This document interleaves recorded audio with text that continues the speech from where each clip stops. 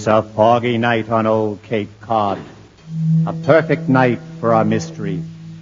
Tonight, Cape Cod Radio Mystery Theater presents a Titanic mystery thriller entitled Mr. Hugos' Night to Remember. It is Sunday night, April 14th, 1912. The time is just past 7 bells in the first night watch, 11:40 p.m. The location is latitude 41 degrees, 52 minutes north, longitude 50 degrees, 22 minutes west. A point in the North Atlantic, approximately 400 miles off Cape Race, Newfoundland. The steamer Californian is stopped for the night. Her engines shut down. She drifts before an immense field of pack ice. The moonless night is calm, bitterly cold, and as black as the dazzle of icy stars overhead will allow. A watchman in a wool cap and sea coat stands upon the upper deck of the Californian, smoking a cigarette while he watches one bright star on the eastern horizon grow larger and brighter. Gradually, the light becomes elongated into a string of lights, and he recognizes it for what it is, a ship, a large passenger liner heading west-southwest on a course parallel to their own. Which ship it is, he's not sure, although perhaps, had he thought about it, he might have remembered that this is the week the Titanic is scheduled to make her maiden voyage from Southampton to New York.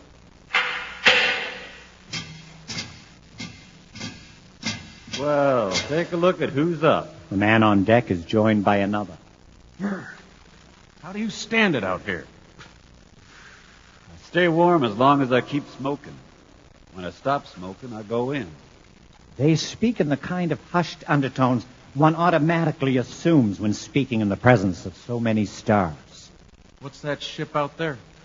I don't know. I've been watching her coming up. She's a liner, judging by the way she's lit up. Could be the Titanic. Evans says she's somewhere around.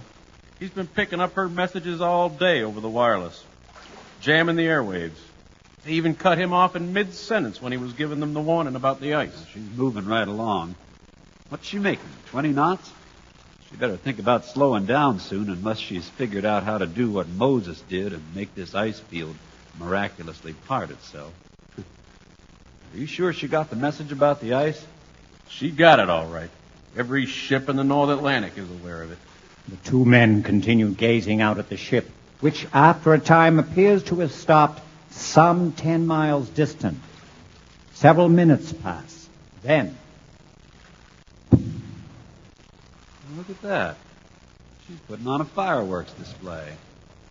Well, what do you know? Must be having a party. Maiden voyage, after all. Ah, there's the difference between them and us, buddy boy. When we stop for the night, we all go to bed. When they stop, they just keep right on celebrating. What must it be like? A maiden voyage on a fancy liner? Hey, there goes another. Now, how do we know for sure it's a party? Maybe you better go wake Evans up and have him call over there. He won't appreciate being wakened. Well, just the same, maybe you better go do it. Okay, but I'm saying it was your idea. When he gets through, tell him to have somebody row over and deliver us a couple of bottles of champagne. A little far to row, don't you think? If they're drunk enough, they won't think so.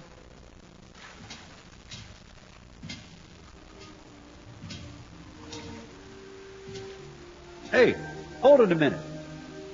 What is it? Come on back up here. What is it? Listen to that. They're playing music. That's music. Ah, well, we can forget about the emergency. They wouldn't be playing music if that was the case. They're all soused as spouses over there, And they made the band go outside so they can dance under the stars. They're so drunk they can't even feel how cold it is. Yeah, well, I can. I'm going in.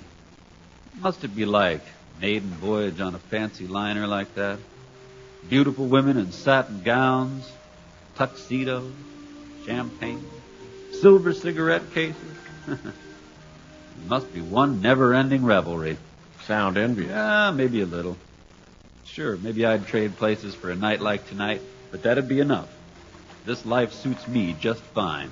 Yeah? Well, I'm going in. I hate watching the celebration I can't be a part of. Oh, me too. I'm going to bed.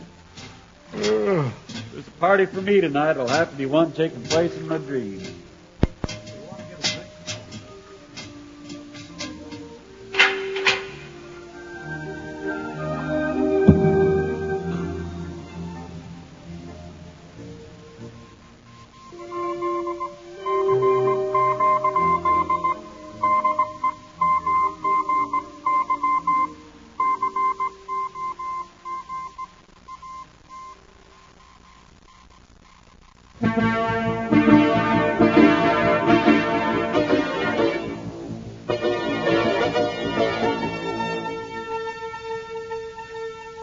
I'm Ted Bicknell, and this is Worldview Tonight. Tonight, salvaging the Titanic, archaeology or scavenging. Our focus this evening, the salvage operation now underway to bring back artifacts from the sunken Titanic. An operation not without risk and certainly not without controversy, as there are those who feel the Titanic should rightfully be left alone. Tonight we'll speak with Mrs. Eva Hartley, Dame Hartley, who was just 12 years old and a passenger on the Titanic the night it went down. And we'll be going by satellite to the actual location in the North Atlantic where the crew of the salvage ship Glommer 2 are making last-minute preparations for the initial dive down to the wreck. We'll speak with Hugo Legrand, the great Hugo as he bills himself, the organizer and leader of the expedition. First, for our viewers who need filling in on the nature and scope of this enterprise, we have arranged to show you this bit of footage borrowed from our affiliate sister station, WPPX. Let's see that now.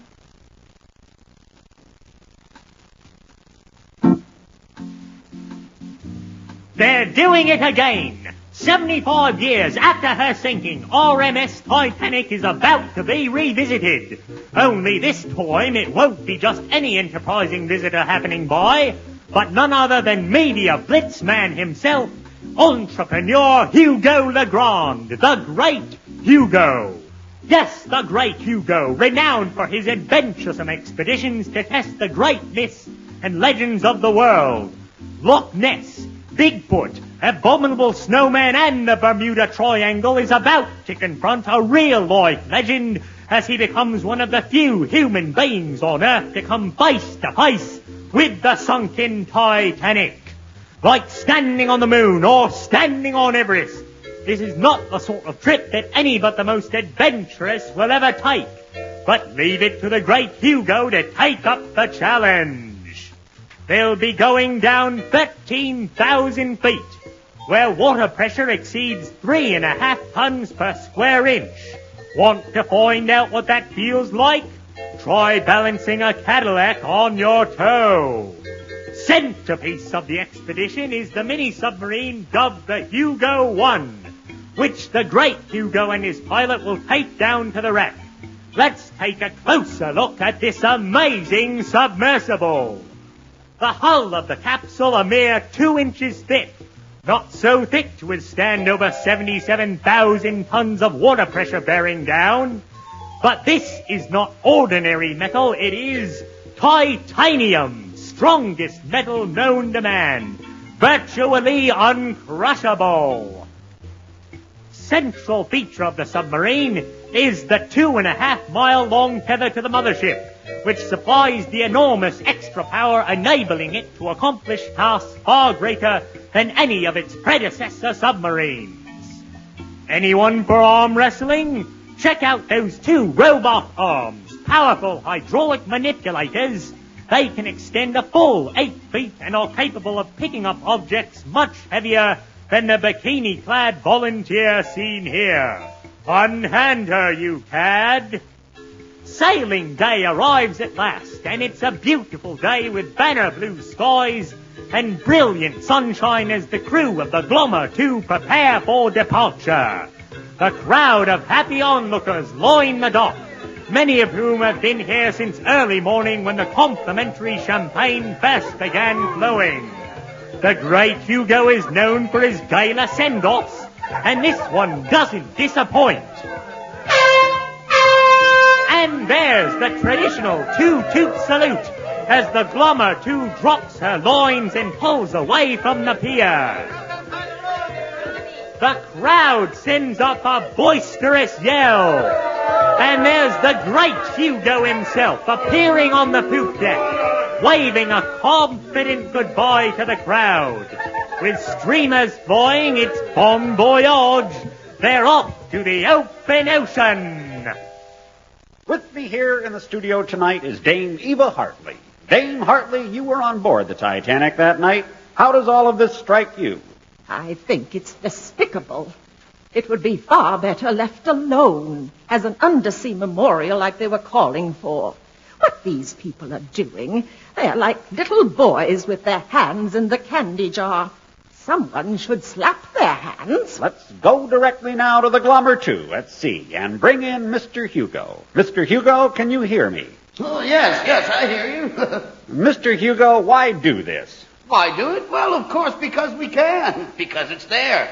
We live in a world of advanced technology. Our reach extends now even into the furthest corners of the globe. It's our destiny to go there. Go there, perhaps, but why bring anything back? Well, Ted, it wouldn't be much of a salvage operation if we didn't. Oh, I know what you're getting at. Of course, the Titanic was a disaster, but there are other disasters, hundreds of shipwrecks, salvaged every day. Why, if we were to memorialize every accident where there's loss of human life, we'd have to bronze every automobile crash, every train wreck, every plane that falls out of the sky. Oh, pretty soon those things would begin to clutter up the landscape. The world belongs to the living, Ted, not to the dead. Dame Hartley?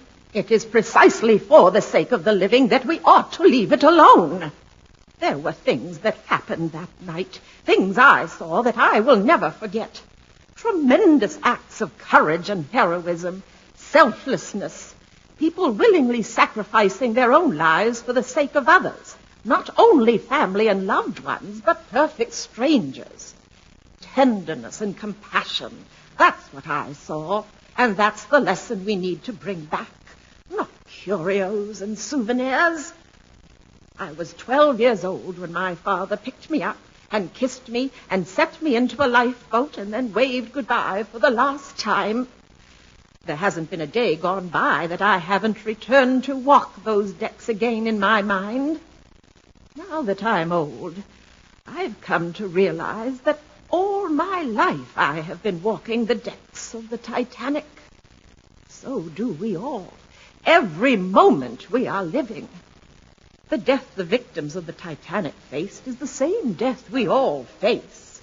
Theirs was abbreviated. For most of us it tends to be drawn out, but in the end it's the same.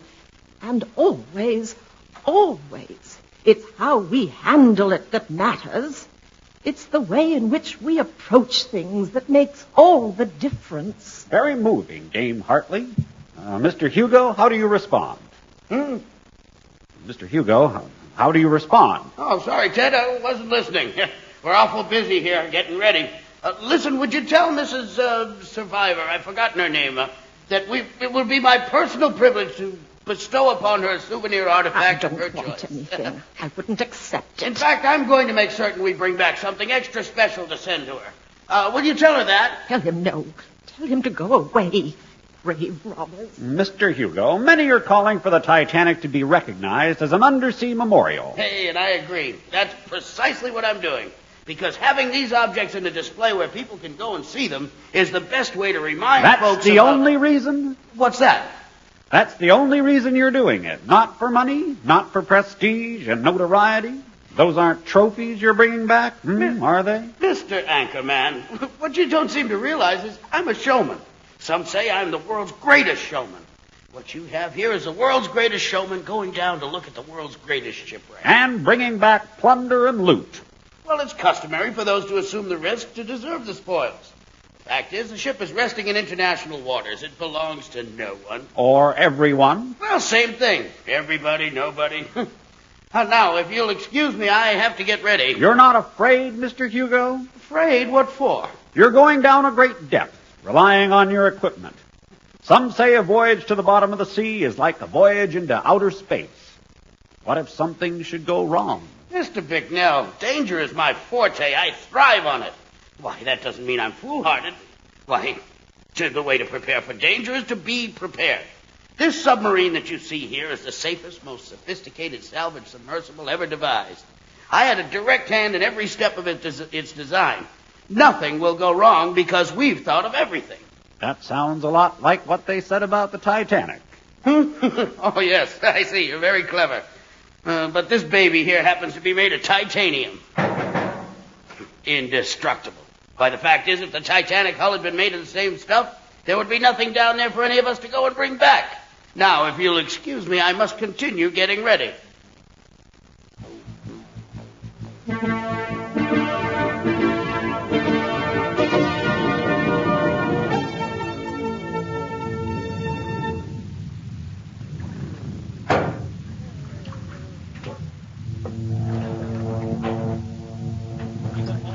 Pardon me?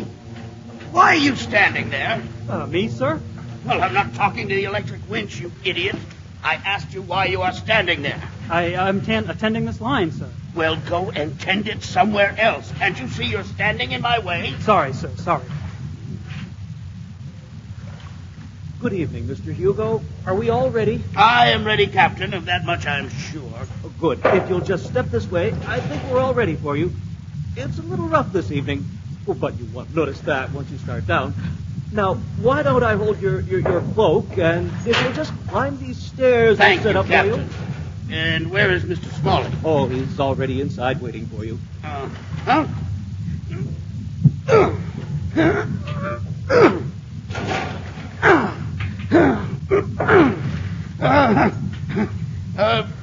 Now, let me see. How do I go about this? Well, sir, if you'll just try sitting down on the top step Sitting. and then swinging your legs inside the hatch. Very well.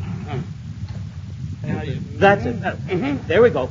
Now, if you want to try hopping across and sitting on the lip of the hatch. It won't tip, will it? Oh, no, sir. Not while it's noise. Ah, I see. Well, Mr. Smalley, are you in there? Yes, sir. Right here. Ready for me, are you? Yes, sir. Ready? No. Let me see. Oh, just hop over. Hop. That's okay. That's okay. You're all right. There we are. Now you can just slide in. Right. All right. Here I go. They don't make these hatch openings very large, do they? I seem to be having, I'm having, Try sucking your breath in. That may help. Yes.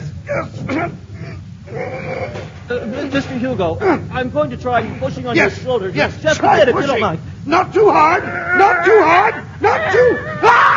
Ah! Oh.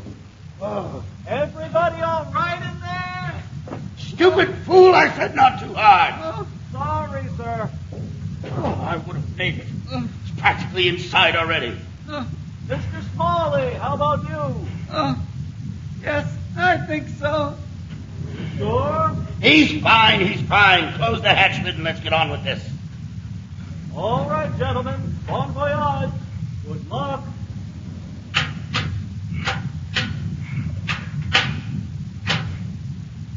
Hoist away! Take her up!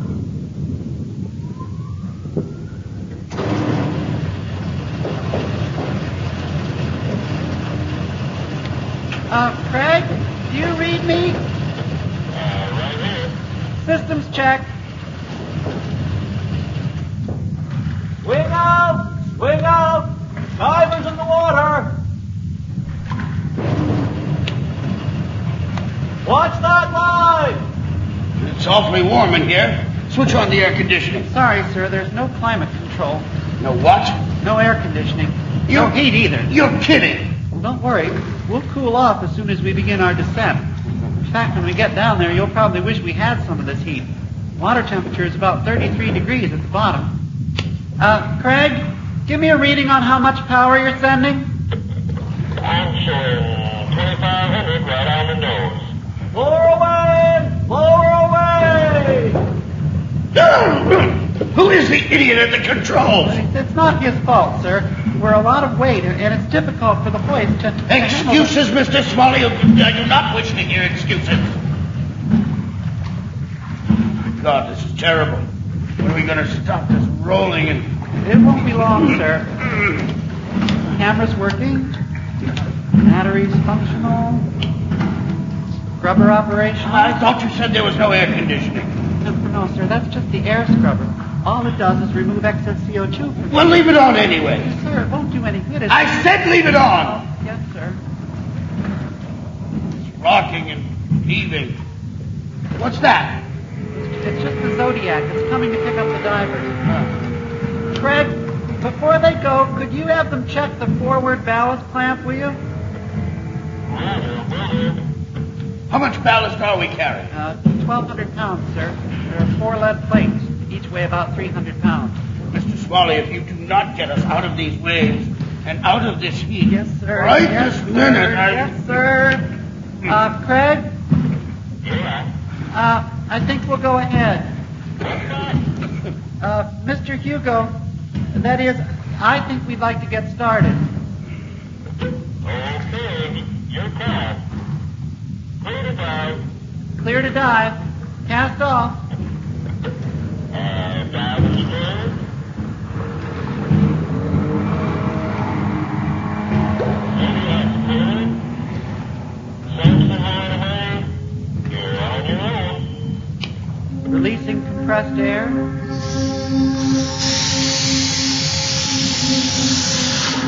Flooding tanks.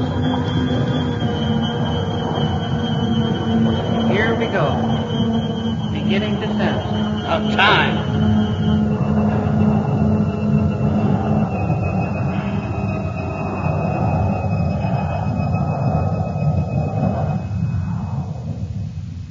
See? It gets a lot calmer as soon as we leave the surface. Bloody awful. It's not like a liftoff, is it? It's more like going down in an elevator. Why are we leaning like this? We're a little, heavy up front. Don't worry, I can take care of it. What's that? It's called a mercury pump. Oh. What it is a series of hollow metal spheres, about the size of bowling balls. They're all connected in a row. Inside is mercury, and by pumping mercury from one sphere to the next, we can keep adjusting our weight until we reach horizontal trim. It'll take a few minutes. How long till we reach bottom? Well, let me see. Right now, we're sinking at a rate of 1.5 feet per second. That should get us there in about 2 hours, 35 minutes. That long? Of course, it took the Titanic a lot less time, but then it had over 46,000 tons of negative buoyancy pulling it down. All we've got is 1,200 pounds of lead. If we had more, we could get there faster. Then we'd have to worry about slowing down before we reach bottom. Even as it is, we're falling at a pretty good clip. Well, how do we then? What's that, sir? How do we slow down? Oh, by dropping one of the ballast plates just before we reach bottom. That'll cut our rate of descent in half. The other 2 will drop as we begin our ascent. The 4th is for emergency. Light from above. It's fading. It's fading so quickly. First it was green, now blue. Now that's going.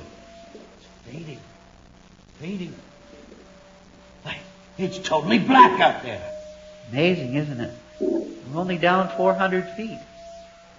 Most people don't realize it, but probably 95% of all the oceans exist in total darkness.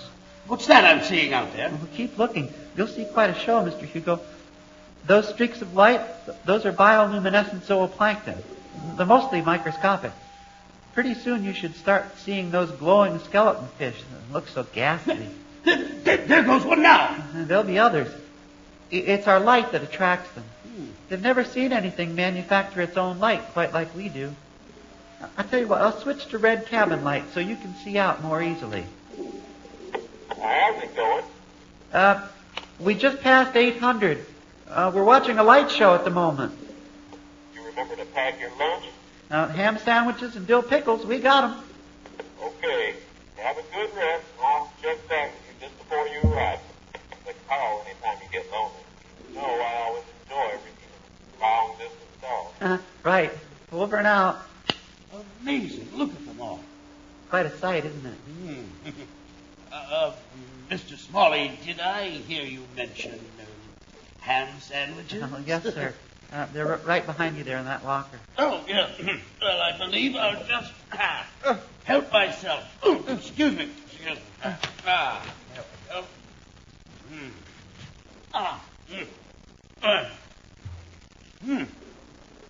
Are they still out there? Oh, yes, sir.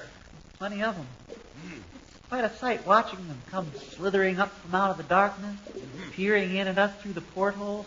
It's a good thing they don't have a mirror to see how ugly they are. Or maybe they're thinking the same thing about us. Oh, that's good. That's very good. I like that. I'll use that in my book.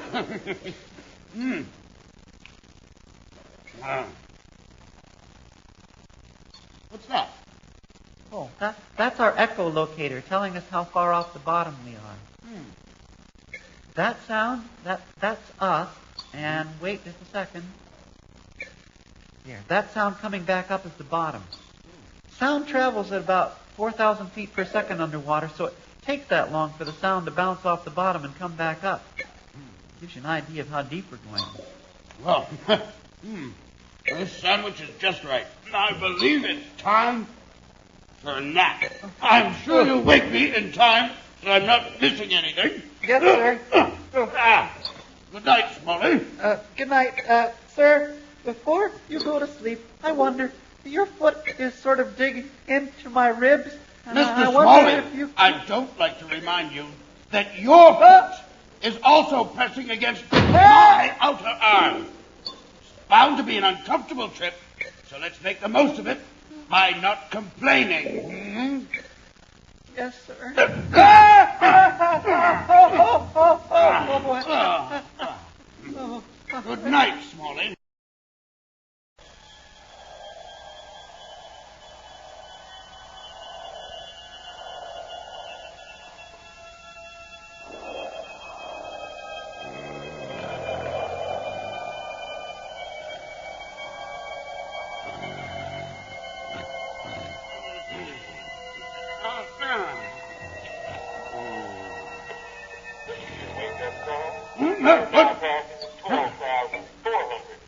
What are we doing? Coming in for a landing, sir. We're just about there. We're about 150 feet off the bottom now. In a few seconds, I'll release a quarter of our ballast. That'll allow us to settle down gently. Present rate of descent, 1.53. Release in 5 seconds. Roger. Ready. 3, 2, 1. Let her go. Ballast away. Wait a minute. Did you feel anything? Nothing but your foot, which is still pressing against. Wait, I didn't either. It didn't let go. We're not slowing up. What's going? We're not slowing up. I am still showing 1.53. Better slow it down. What is it? It's not releasing. Do something! Nothing's responding. Do something, you fool! Nothing's responding. Do something! It's too late. Do something! It's too late.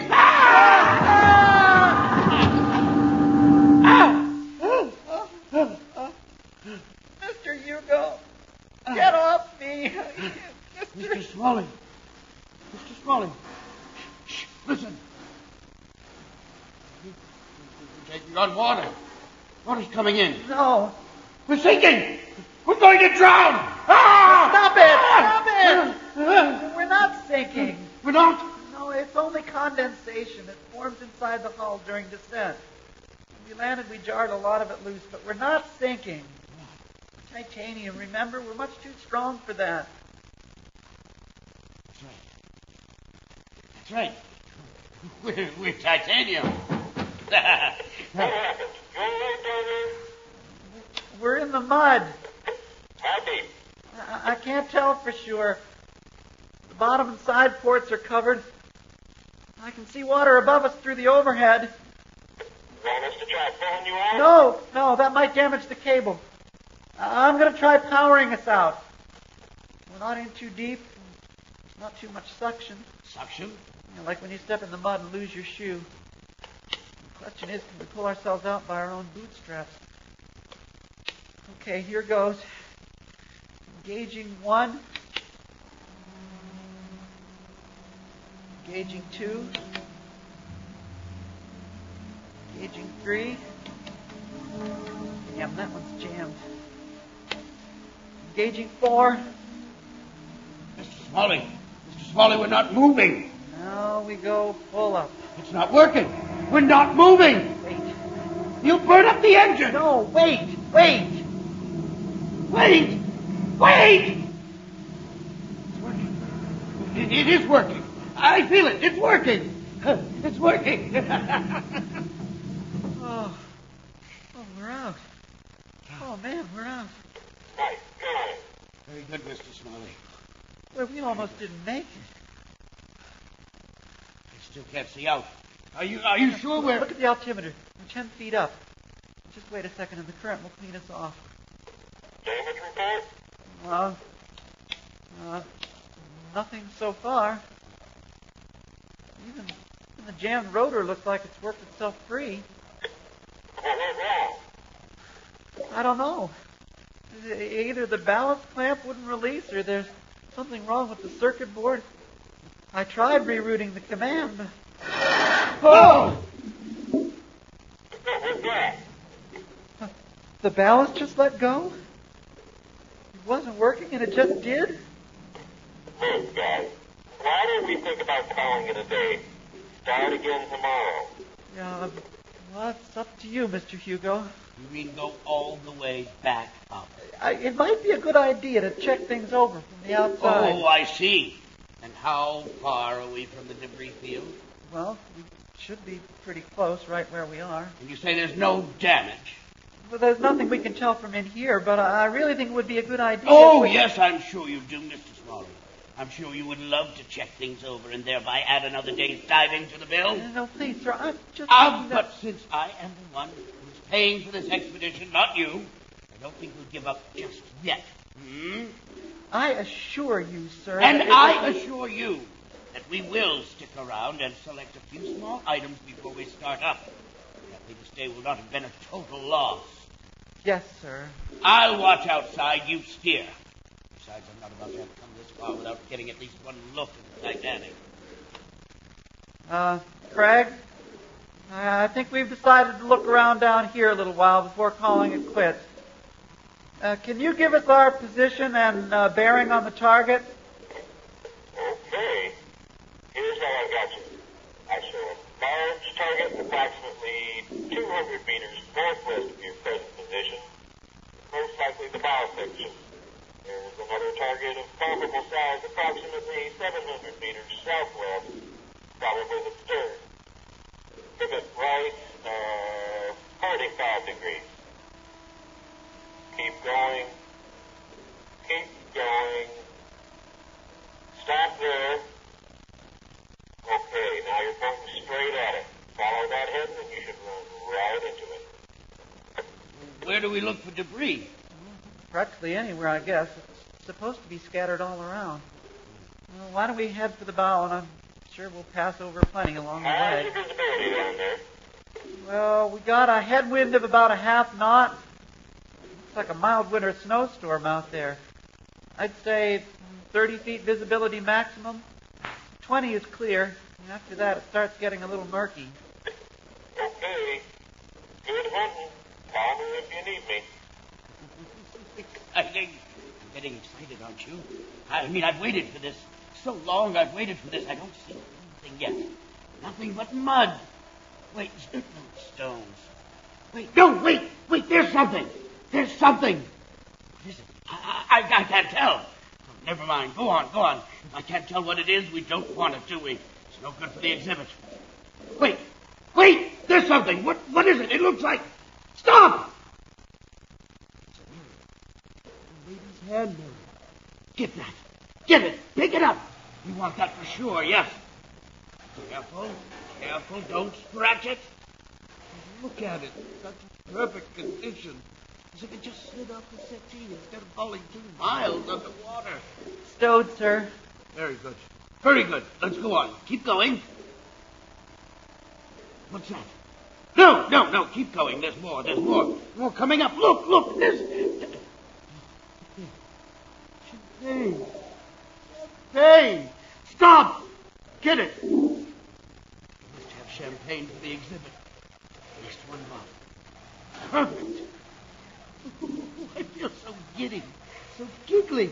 I feel like I just drank it myself. Imagine a bottle of champagne from the Titanic. Stowed, sir. Good boy. Keep going. I'll tell you when. What's there? What's that? There. There's a shoe. Get that shoe. Oh, that's good. Yes, a shoe. Oh, that will look great in the exhibit. Stowed, sir. Keep going. Look at it all. There's so much sliding by beneath us. There's so much. Can you believe it? There's too much. But no, wait. We'll have to be careful. We'll have to be more selective. Only the good stuff. No more shoes. You hear me, Mr. Smalley? No more shoes. Yes, sir. This is so exciting. Now, something silver. Find me something silver platter, a silver vase, a wine bucket, something like that. Wait, what's that? Stop! Over there! Look! What is that? What is it, sir? I know what it is. I know exactly what that is. It looks perfect. That will be the perfect centerpiece for the exhibit. What is it, sir? It's Artemis. Goddess of the hunt. It was on the Titanic when she went down. Carefully, boy. It's a little hard to get hold of. Easy. Oh, sir, it keeps slipping. Easy. There. Okay, I think I've got it. Keep it up. Oh, don't drop it. Look at it.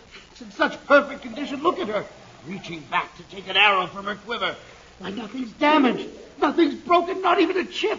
The perfect centerpiece for the exhibit. And stowed, sir. Oh, very good. Very good, Mr. Smalley. Very nicely done. Now more. Let's keep going. This is proving more profitable than I... Wait! What's this? Slow up. Look. What is it? Do you know what I'm seeing? No, sir. Do you know what those are? No, sir. Teacups. It's a whole rack of teacups. Can you imagine how perfect teacups from the Titanic? Get them! Get them all! Yes, sir. Don't you drop them? Yes, sir. No, sir, I won't. My. You're doing an excellent job, Smalley. Thank you, sir. When we get back to the surface, we'll have to think seriously about giving you one. I mean, why not? After all, you got us out of the mud. Yes, sir. What's that? I don't know. Where's it coming from? I don't know. What is that? An underwater landslide, maybe? Craig? Craig, are you hearing what we're hearing? Craig? Craig, I'm not reading you. Why aren't they answering? Plumber 2? Why aren't they answering? My God, that's no landslide. What is it? Well, there's only one thing it can be. What? That explains why we're not getting through. What? We can't go back to the ship because the ship is coming to us. Smalley, Listen. do something. Get us out of here. If the ship is going down, it could land on us. We'll be crushed. We'll be buried. Well, where do I go? Anywhere. Go somewhere. Run! Run! Where? You don't understand. It's coming from 2.5 miles above us. It won't fall straight down. It'll flutter. I could just as easily steer under it as away. Mr. Smalley is coming.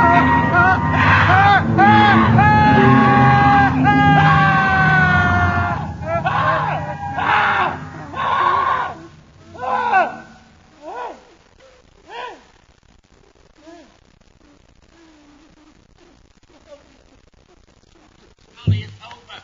It's over. We're safe. Pull yourself together, man. Call the ship. Call them. Craig? Craig, are you there? Smalley, let's go out. Let's get out of here. No. I want to try something first. What's that? It's a magnetometer. It can tell us if there are any large metallic objects nearby. Something's out there. It might be the bow section of the Titanic. I don't know. I've lost my bearings. We've got to go see. We please go back to the surface. We can find out this is big one. No. We've got to go look. It's not far. You keep watching. Mr. Smalley, I really think... Keep watching. 30 meters. 20. You should start seeing it. I don't see anything. I don't see... There's something out there. Something's out there. Slow up. Slow up. What is it? Look. The ship. It's the Titanic. Are you sure? Look at the rust. Look at the hull. Look at the anchor. It's covered with rusticles. You're right. Let's get up. Let's go up. Let's get out of here. No, wait a minute, though. Wait for what? Let's get out Look out. of here. Look out there. Wait, I'm going to turn it so we can see. Smalley, no. Look over there. Look at the way the sediment's flowing. So what? It's flowing so much harder than before. Look at it. What? But the bottom current hasn't changed. So? So something must have disturbed the bottom. Where are you going? Where are you going? We've got to go see. See what? Smalley! Smalley! We're out of the lee now. Something's out there. Look at the magnetometer. No, Smalley, what is it? Keep watching. Smalley, I don't want to look. I don't want to know. I can't see. I can't. No, I can't see. Watch out! Oh!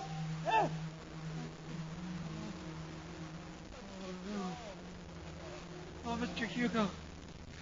Oh, Mr. Hugo. It's us. It's the Glommer, too. Let's get out of here. Let's get out of here. Let's get out of here. Let's get out of here. Out of here. Blowing main tank. Let's go.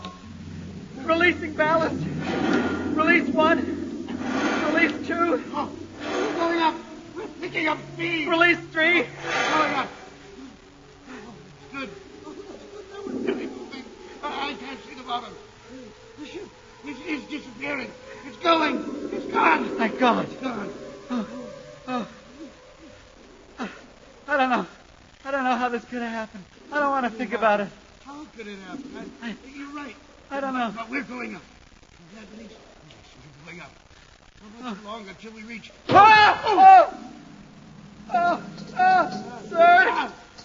get off! Get off! I'm trying! Get off! I'm please. trying! It's not easy. We're upside down. Sir! Oh, shut up! What happened? We're not going up. It's the tether. I forgot. We're still connected. I forgot to release it. Well, do it. Release us. You'll have to reach. I can't. Will you move your head? Move your head. Okay. This one? Yeah, remove that cover. This one here. Yeah. Now, throw that switch. Ah! Smalley, the lights! What's happened to the lights? What did you do? I didn't do anything. Nothing. I didn't even touch the switch. Smalley, we need light. Wait a minute. Wait. There's a flashlight around here somewhere. Smalley. Oh, light. Oh, no. Our main batteries are dead. They're all drained. How could that happen? I don't know. Salt water leaking in. I don't know. Oh, my God. We've lost our power. Now that switch won't work. That's all right. We can do it manually. Let me do it. Can you move? I'm trying. Wait a minute. Wait. it is. Is it loose? It's coming. It's nearly there. There. Watch it. Watch it. We're coming out right. Mr. Hugo, please. Your knee. What happened? We stopped again. Mr. Hugo, please get off me. Shut up. We're sideways. Why are we sideways? Ouch. Swally, we are not going up. Why? We're snagged. On what? The cable. But you released it. Oh, it must have caught on something because it was sliding over the hull. On what? I don't know. Come on. Let me look out with the flashlight. I can't see. It's just out of sight. Well, do something. You're the pilot. Do something. Okay. There's one chance. Actually, two. But it depends. On what? There are explosive bolts holding the robot arms in place. We can blow them. The cable could be snagged on one of the arms. But even if it isn't, the force of the explosion may be enough to shake us loose. We'll be cutting off our arms to do it, but without the power, they're useless anyway. The only question is, should we do them separately or together? One blast might not be enough. The two together means we can't try it twice. Okay, what should we do? I don't know. Blow them separately. Okay. You ready? Ah! There goes the arm. It's falling off. It didn't work. It didn't work. Try again. Try it again. No, we're still caught. Smalley, what are we going to do? Try rocking. Rock this thing. No, Rock it. no, stop it. Let me think. If we could take some tension off the cable, but without the ballast, we're going to want to go up, even if I flood the tanks. But without power, I can't. Smalley! Wait, there's one thing. What? Okay, one last thing we can try. Try it. What is it? There may be a little juice left in the batteries. If I run them all together, there may be enough to operate the mercury pump. Try it. With that, we can change our trim. Try it. Which that may be enough to unhook it. Try it. Okay, let's see. Wait, how do I do this? Feed numbers 1 through 6. Number 12. Throw this. Okay. Now we try the pump.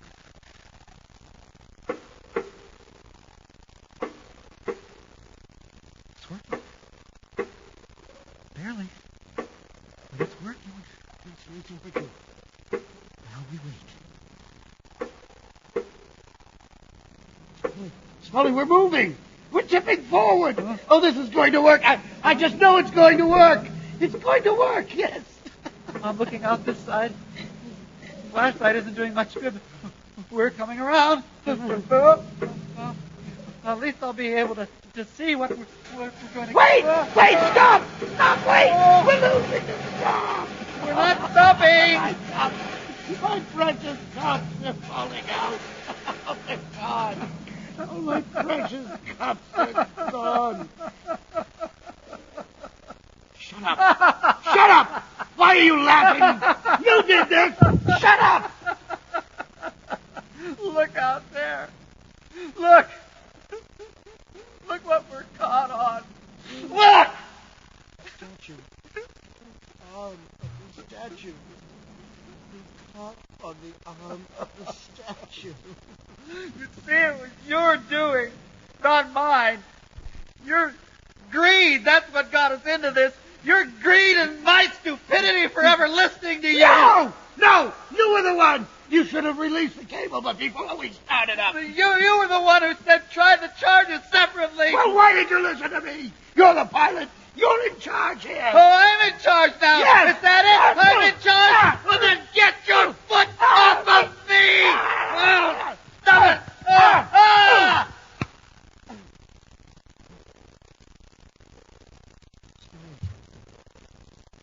Smalley, wake up. Smalley. Smalley, where's your flashlight? I can't see.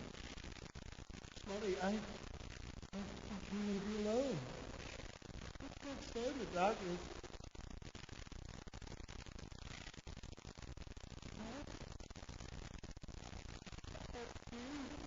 Somebody. Help!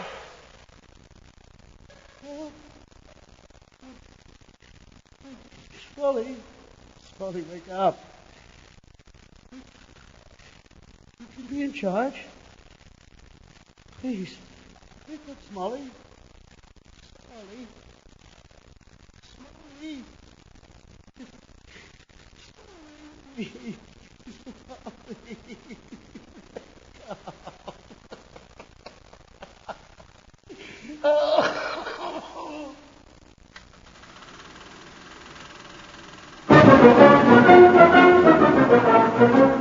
News on the march.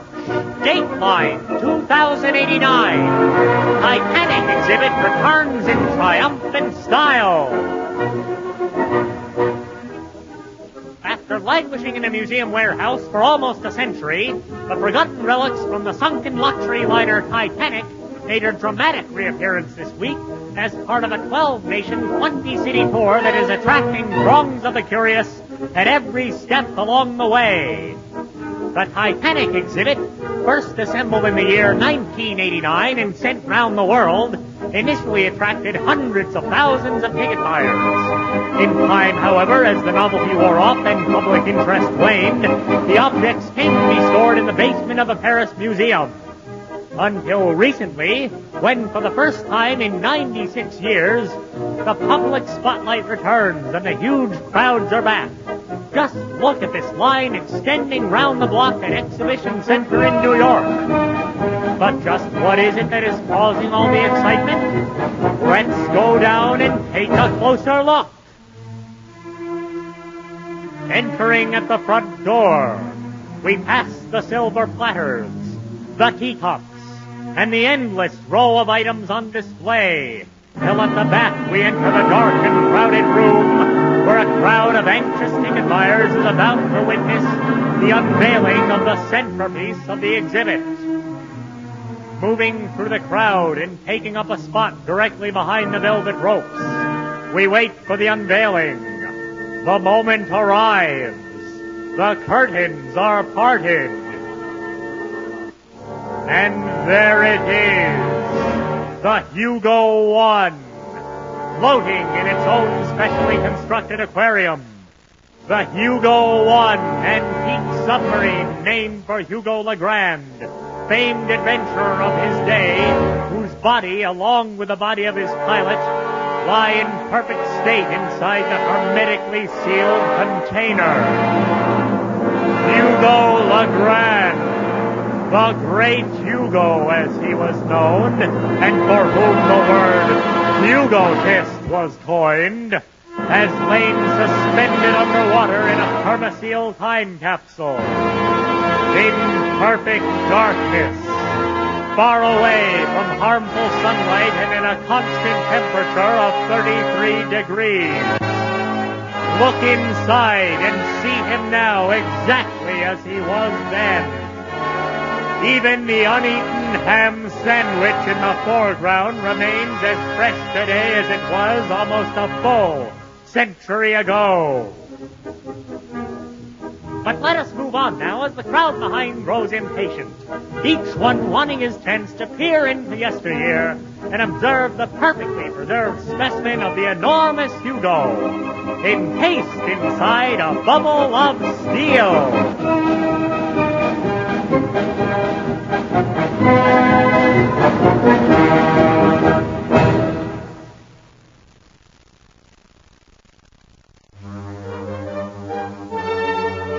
You have been listening to Cape Cod Radio Mystery Theater's presentation of Mr. Hugo's Night to Remember. The actors in tonight's play: Doug Credit played the great Hugo, Stephen Russell played Smalley, the sailor and the anchorman, Michael Mellor was Robin Leach and the newsreel announcer, Jim Granlin was Craig and the sailor, Carol McManus played Dame Eva Hartley, Alan Nelson was the captain. Tonight's play was written and directed by Stephen Thomas Oney. Audio engineer, Edwin Hurwitz. Sound effects engineer, Dave Goodman. Live music by Eddie Shear. Sound effects by John Cullity, Lynn Cullity, Debbie Oney, Rich Gady, and Tony Baker. Recorded July 15, 1989 at the Woods Hole Community Hall. Copyrighted by Stephen Thomas Oney for Cape Cod Radio Mystery Theater. This program is dedicated to Robert Ballard, Martin Bowen, and the rest of the crew of the North, who had the daring to go and find it and the dignity to leave it alone. This is George McConville wishing you a pleasant evening and inviting you to tune in again when the fog rolls in on another chapter of Cape Cod Radio Mystery Theater.